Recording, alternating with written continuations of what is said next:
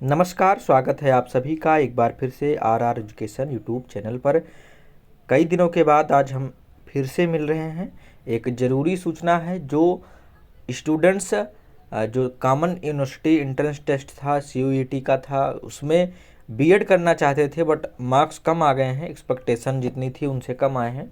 तो एक आप सभी के लिए बेस्ट अपॉर्चुनिटी है। मैं कहूँ अगर DU BHU इन सबसे भी अच्छे कॉलेज से अगर आप बीएड करना चाहते हैं तो रीजनल कॉलेज जो क्षेत्रीय कॉलेज हैं NCERT के द्वारा गवर्न होते हैं उनमें आप बीएड कर सकते हैं, जिसको हम RIE बोलते हैं। तो उनके फॉर्म आउट हो चुके हैं, आप देख सकते हैं। पूरी जानकारी इस वीडियो में बनाने वाला हूं, आपको बताने वाला हूं कैसे आपको अप्लाई करना है, कहां से अप्लाई करने वाले हैं आप, कितनी सीटें हैं, क्या क्या क्राइटेरिया है और किस सब्जेक्ट में आप कर पाएंगे ये प्रोग्राम, कितने प्रोग्राम यहाँ पर ऑफ़र किए जाते हैं, सारी जानकारी मिलेगी। तो वीडियो में अंत तक बने रहिएगा, क्योंकि अगर आप किसी तरीके की कोई भी गलती करते हैं तो आप भविष्य में बहुत ही फंस जाते हैं प्रॉब्लम में। तो ऐसा मत कीजिएगा। तो आपका जो फॉर्म रिलीज होने का डेट था आप देख सकते हैं यहाँ पर, national council of education research and training जो न्यू दिल्ली में NCERT है उसके द्वारा ये सूचना 29 अप्रैल को जारी किया गया है, जिसमें आपको बताया गया है कि यहाँ पर देखिए online registration and submission of जो आपका फॉर्म है एप्लीकेशन का वो कब सबमिट किया जाएगा। तो आपका 30 अप्रैल से स्टार्ट होने को बताया गया है। 30 अप्रैल से स्टार्ट हो रहा है, 31 मई तक आपका फॉर्म चलेगा।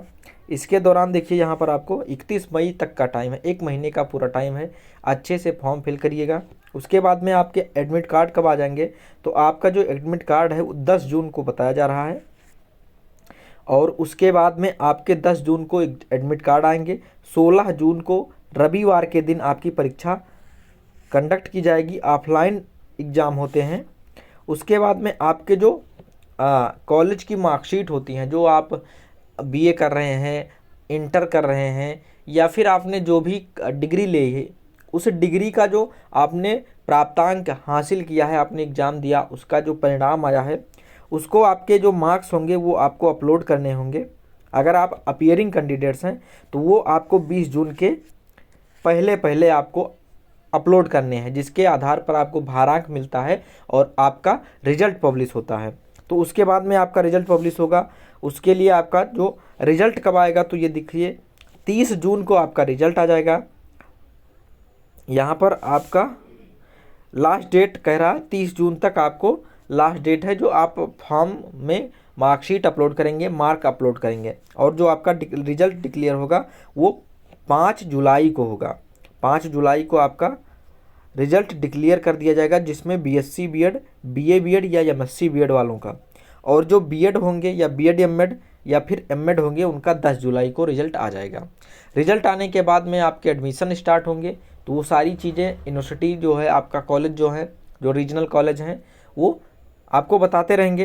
तो ये आपका पूरी जानकारी थी। अगर आप किसी तरीके से कोई आपका इश्यूज आते हैं तो ये कॉन्टैक्ट है, ईमेल ID यहाँ पर नोट कर सकते हैं, ये नंबर दिए हुए हैं, ये नोट कर सकते हैं, यहाँ से आप कर पाएंगे।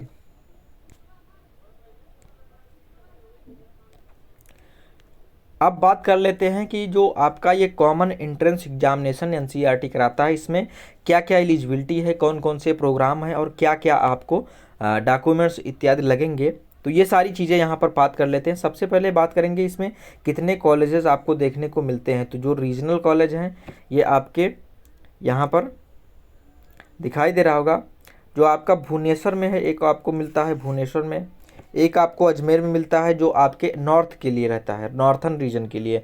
मतलब अगर आप जम्मू कश्मीर से लेकर के आप यहाँ UP तक के आते हैं, यहाँ तक कि MP तक की भी आपको यहाँ तक अजमेर ही मिलता है। नॉर्थ ईस्ट के लिए शिलांग है, साउथ रीजन के लिए आपका मैसूर में मिलता है और वेस्ट रीजन के लिए भोपाल है। ये आपके जो हैं कॉलेज हैं। और इस यहाँ से आपको जो आपके लोकेशन होते हैं, देखिए इसमें होता क्या है कि जिस स्टेट के आप डोमिकली हैं उस स्टेट का पर्टिकुलर रीजनल कॉलेज आपको ऑफ़र किया जाएगा। मतलब कि ये हुआ कि आपके लोकेशन के आधार पर आपको जो है एक रीजनल कॉलेज मिलेगा, यानी कि सभी रीजनल कॉलेज में आप पार्टिसिपेट नहीं कर पाएंगे। तो ये जानकारी आपके लिए बहुत ही इम्पोर्टेंट थी।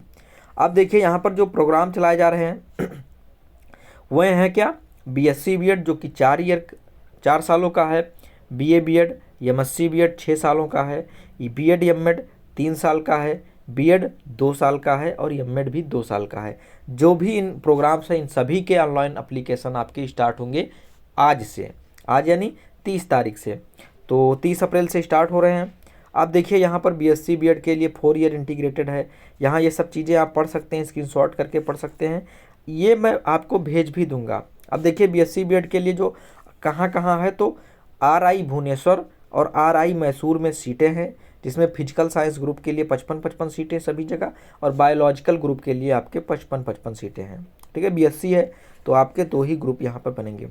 देखिए बीए बीएड 4 ईयर इंटीग्रेटेड, अगर आप बीए बीएड करना चाहते हैं, अभी 12th पास हैं और उसके बाद में आप करना चाहते हैं सीधा, तो 4 सालों के लिए आपके लिए यहाँ पर देखिए आरआई भुवनेश्वर, आरआई मैसूर में आपके लिए 55-55 सीटें हैं। और इससे आप बनेंगे क्या, तो यहाँ देखिए TGT social science, TGT language के लिए आप यहाँ पर इसको करने के बाद में टीचर बन सकते हैं। तो ये थी आपकी जानकारी। यहाँ देखिए एमएससी बीएड के लिए 6 ईयर का इंटीग्रेटेड है, सीधा आप यहाँ से एमएससी एमएड तक पहुँच जाएंगे। ठीक है, तो यहाँ तक आपका 6 ईयर का है, जिसमें आरआई मैसूर आपके 22 डिफरेंट सेक्शंस में आपके प्रोवाइड करता है। देखिए बीएड एमएड के लिए 3 साल के लिए है, तो सीधी जानकारी इसमें आपको पता ही है, ये आपका आरआई भोपाल ही करवाता है और इसमें सिर्फ और सिर्फ 55 सीटें अवेलेबल हैं। ये आपके लिए ज़रूरी है, बैचलर ऑफ एजुकेशन जिसको हम बीएड कहेंगे। 2 ईयर का प्रोग्राम होता है और इसमें आपको क्या क्या, देखिए कहाँ कहाँ सीटें हैं, ये आपके लिए सीटें हैं। आप अगर आरआई भोपाल में आप अप्लाई कर पाएंगे तो साइंस एंड मैथमेटिक्स ग्रुप के लिए 55 सीटें, लैंग्वेज और सोशल साइंस के लिए भी 55 सीटें हैं। ऐसे ही देख सकते हैं आप पूरी जानकारी, यहाँ पर ये सारी चीज़ें हैं, तो इतनी सीटें आपको दी जाएंगी। अभी सारी चीज़ें हम इसमें देख लेंगे। एमएड के लिए आपकी ये इतनी सीटें हैं, यहाँ आप कर सकते हैं, आरआई अजमेर, भुवनेश्वर, भोपाल और मैसूर से 55-55 सभी में सीटें हैं। बीएससी बीएड के लिए ये सारी चीज़ें हैं।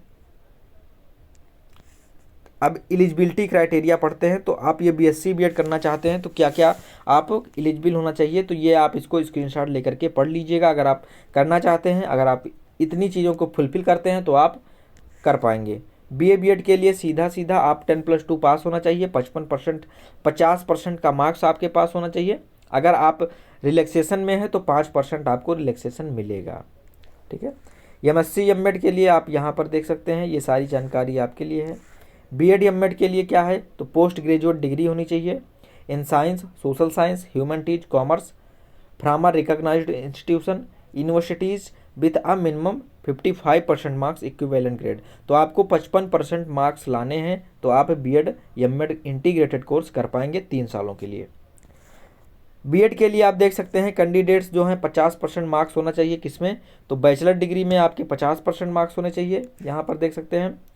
और साथ में मास्टर डिग्री में भी आपको 50% ही मार्क्स होने चाहिए, या साइंस हो या फिर इंजीनियरिंग या टेक्नोलॉजी में हो। बैचलर डिग्री आपको किस में होनी चाहिए, सोशल साइंस, ह्यूमैनिटीज में अगर हैं तो आप एलिजिबल हैं एडमिशन लेने के लिए। इसमें आपको 5% का रिलैक्सेशन मिलेगा अगर आप SC ST या PWD कैंडिडेट हैं। ये चीज़ें जानकारी थी। अगर आप बीटेक किए हुए हैं तब भी आपको बीएड के लिए एलिजिबल माना जाएगा साइंस और मैथ ग्रुप से। और candidates bachelor degree in social science, humanities और master degree in social science और ह्यूमैनिटीज के लिए भी एलिजिबल हैं सोशल साइंस और लैंग्वेज ग्रुप के लिए। तो अगर आपने सोशल साइंस या ह्यूमैनिटीज कर रखी है तो आप सोशल साइंस और लैंग्वेज ग्रुप के लिए एलिजिबल रखते हैं। ये सारी जानकारी थी, आप यहाँ से स्क्रीनशॉट इसको लेकर के खुद से भी पढ़ सकते हैं। एमएड के लिए सीधी जानकारी है, ये सारी जानकारी थी। अब देखिए ये सारी जानकारी जो आपकी थी ये यहाँ तक, इसमें कोई और जानकारी अन्य नहीं है।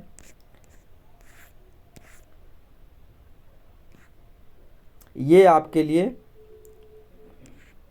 जो एप्लीकेशन का फीस है आप देख सकते हैं यहाँ पर। अगर बीए बीएड के लिए करते हैं तो 1200 रुपये, 600 रुपये SC ST के लिए, OBC के लिए 1200, जनरल के लिए 1200 और आपका PWD है तो 600 रुपये इकोनॉमिकली वीकर सेक्शंस के लिए भी लगेंगे। ये जानकारी आपकी थी। तो ये सभी के लिए है, ये आपकी फ़ीस रहने वाली है, चाहे जो आप करेंगे, चाहे BSc B.Ed करेंगे या फिर BA B.Ed करेंगे, ठीक है। तो ये जानकारी आपके लिए थी। अब यहाँ पर देख सकते हैं ये सारी चीज़ें आपको मैंने बता दिया है, और ये आपका सिलेबस था। तो सिलेबस में 3 ही चीज़ें आने वाली हैं, आपको पता है। ये सारी चीज़ें मैं आपको बताऊंगा। इसमें देखिए लैंग्वेज प्रोफिशिएंसी में indicating specific areas like comprehension, rearranging sentences, selecting suitable words for the blanks, finding out errors in the parts of sentence, finding the equivalent meaning to given phrases, finding out suitable words for the incomplete sentences, sequencing grammar which include synonym, antonym, idiom, preposition, tenses और articles. तो ये चीज़ें थी आपको English में 20 number के लिए आपको आएगा। तो इंग्लिश आपका आएगा 20 नंबर के लिए।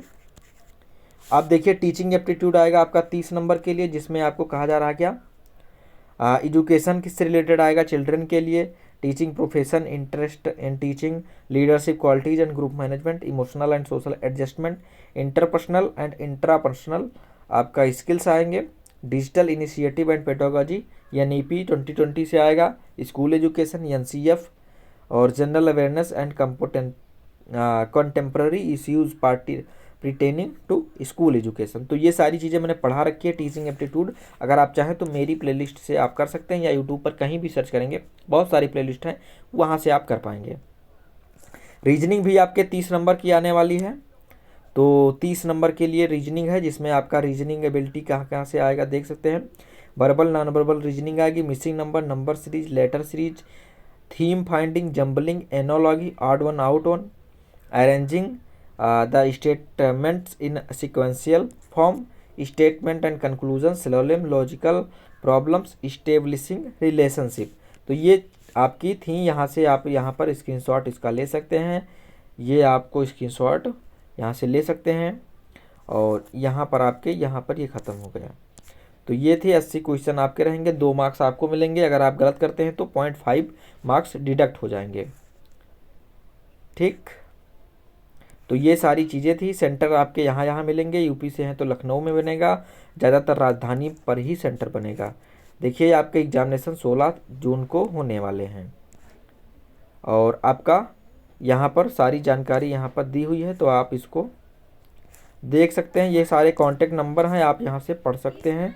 तो ये सारी जानकारी थी, और अदर जानकारी मैं आपको अगली वीडियो में बना दूंगा कि किस प्रकार से आपको ऑनलाइन आवेदन करने हैं, कहाँ कहाँ क्या क्या फॉर्म लगेगा, उसकी वीडियो मैं कल आपको इसी चैनल पर अपलोड कर दूंगा। तो तब तक के नमस्कार, और वीडियो अगर अच्छी लगी हो अन्य लोगों को शेयर कर दीजिएगा, जिससे अन्य लोगों को भी लाभ मिले। तो नमस्कार, मिलते हैं अगली वीडियो में।